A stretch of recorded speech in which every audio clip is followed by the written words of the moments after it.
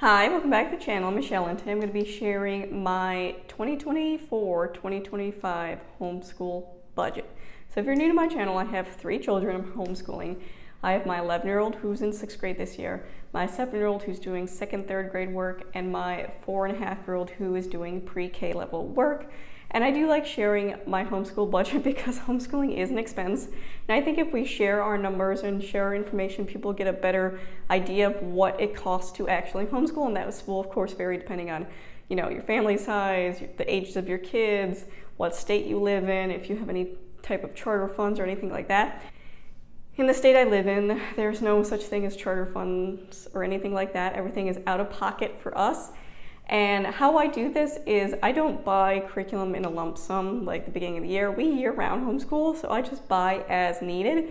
And the benefit of that as well is that it's coming out of my monthly budget. So I'm not taking, an $8,000 hit one month of the year. I'm just buying, maybe $100 to $200 in this month, and then it's spread out to another month. So it does make it easier on my budget to have it spread out that way, because I don't have the extra $1,000 to just buy everything new. And I do like to do a Sabbath schedule where it's 6 weeks on, 1 week off. Sometimes it's longer than 6 weeks, but it's never longer than 8 weeks. But the benefit of that also is if I need to make changes, I make it within that time span. So I'm not buying a year's worth of curriculum and then, 2 months into it realizing it's not exactly what I thought it was, or it's not working. So it's saving me money in the long run doing it this way. So I'm going to take you over to my Excel, my computer, because that is how I budget. I do my normal household budget. I'll link that up above. I've done that in the past where I show you, what my monthly expenses are. But I do track what I spend on homeschooling every year for 2 reasons. One, for tax purposes. I need to know how much I'm spending on homeschooling for that reason when we file our taxes. And number 2, I need to have an idea of what I'm going to be spending. So the first year of homeschooling, I had no idea how much I'd be spending. And after that first year, I have gone down a little bit every year I've homeschooled. But I do anticipate, especially as my oldest is getting into the upper grades, things are getting more expensive, and I need to be mindful of that. But at the same time, I've noticed that because a lot of the curriculum I can reuse, that there is a cost savings, that although my oldest is going up in price, the other 2 are remaining at the same level because they're able to use what my oldest did. So I'm going to take you to my spreadsheet and show you what I've spent so far for the 2024-2025 homeschool year. So this is my Excel spreadsheet. As you can see here, I've tracked every year we've homeschooled. This was our first year, 2nd year, 3rd year. This is currently where we are on year 4. And you can see in the bottom I do have totals. So this is what I spent my first year. That's what I spent my 2nd year, 3rd year, and my 4th year. So the 2024-2025 school year. So I do have this broken down into fall, winter, spring. So for example, I split the dimensions. I only bought 5A for my oldest, which means in winter and spring I'll have to buy 5B. Same with my 7-year-old. I've already bought 2B, but I'll have to buy 3A in the winter, spring. And you notice hers is a little cheaper because I do have the teacher guides from when my oldest did that level of dimensions, so there is a cost savings there. But in my purple, first one up is my 11-year-old who will be 12 this year, so 6th grade. IEW, by far always my most expensive purchase, and that was $182.94. We did do level B for her this year. I did have her test out the other level that's meant for 6th grade, and it was a little too easy for her, so we did transition her into B, but I did test that out with the free trial prior to purchasing it.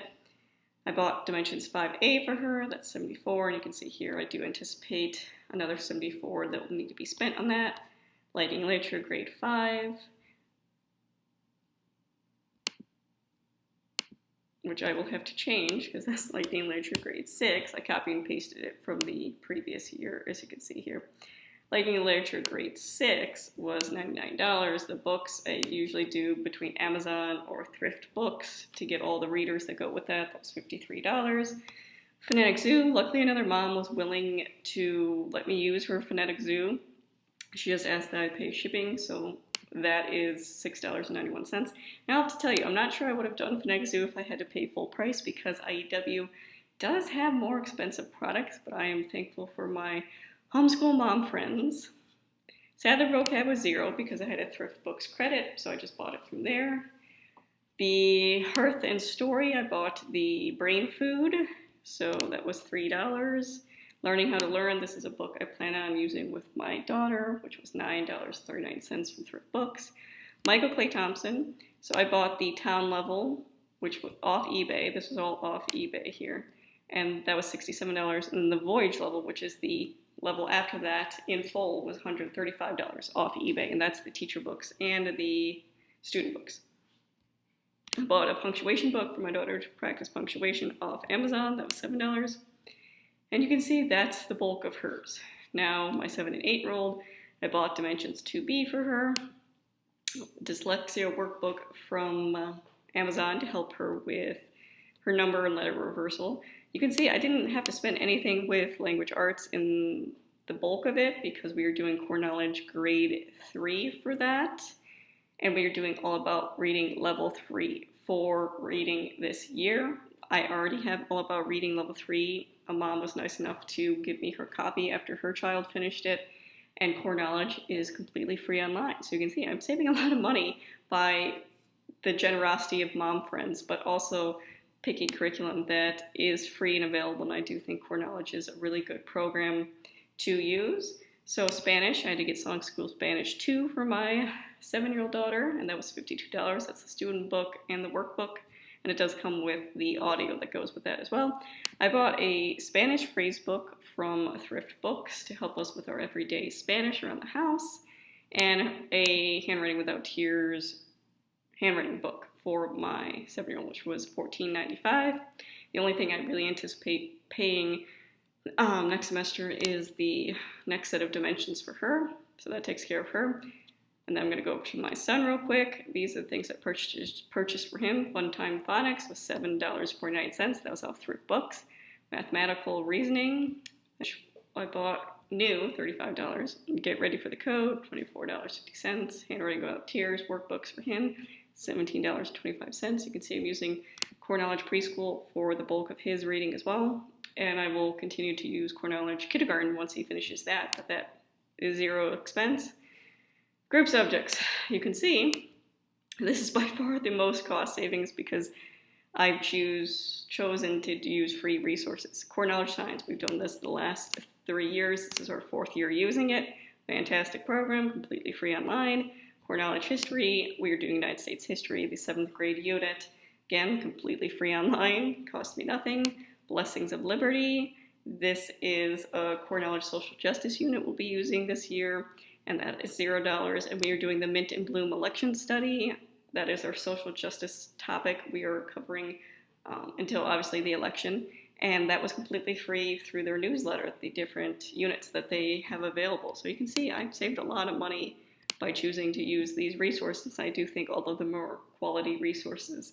And because they are online for free, does it take a little bit more work for me to print, to save things to tablets, to read the teacher guides? Yes, but I'm saving a significant amount of money by using these for group subjects.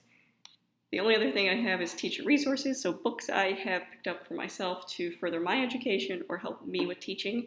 So I have a lit and composition book, and that again was $0. I had a Thrift Books credit. The art books I got from middle school were $16. Those were all done through, some of them were Thrift Books. I think one was from eBay. Fluent Forever is a book I'm reading about for language and memory. $8, that was Thrift Books. Poem a Day, Thrift Books, $11. And the Classics in the Classroom was $6.19. So you can see for the total of this year, I've spent $858.88. When I am done with second semester spending, I would have spent about $900. And I'm sure there'll be more expenses that come up along the year. But as you can see, that's a significant difference from this, right? And why is there a significant, I spent $1,400 last year. Why am I only spending $900 this year? Because I'm utilizing so many things available through Core Knowledge, that's saving me a lot of money. The science, the history, social justice. And then both my 7-year-old and 4-year-old are utilizing their language arts program completely free online. Check it out. I'm definitely going to make some videos where I talk more about each of those programs that I'm using, because I want people to understand what a great resource it is and how easy it is to access it once you understand the program better. But this is my predicted 2024-2025 budget.